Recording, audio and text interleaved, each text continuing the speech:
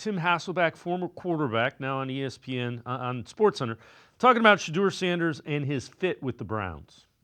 He is a polished passer, and look, he's coming from, Pat Shurmur coaching him at Colorado, and so the similarities in terms of what he did at Colorado and some of the things that they would do in Cleveland match.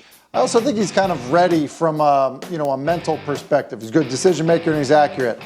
My concern with Shedeur would always be this. At the top of round one, it's usually reserved for the elite of the elite in terms of, athleticism. And I just don't think that he's there yet, either, in terms of arm ability, as well as just, the type of athlete that he is. I think sometimes it can be misleading because his father's Deion Sanders, but I think it's rarefied air when you're talking about quarterbacks at the top of the round one physically.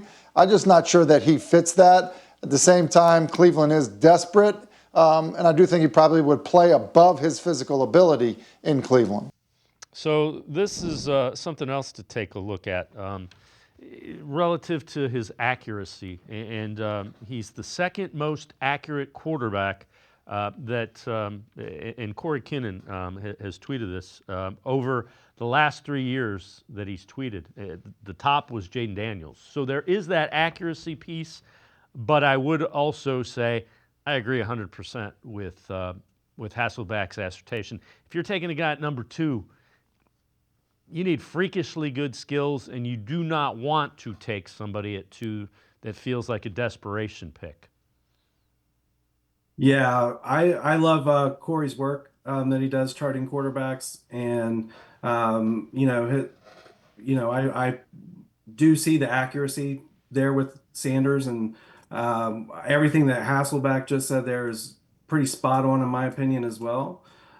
He's definitely a guy that I think can be a starter in the league, and it's just like, what is his exact ceiling? And I think that if you were to draft that at number 2, you're really costing yourself an opportunity to miss out on a special player like an Abdul Carter, if he were to be there.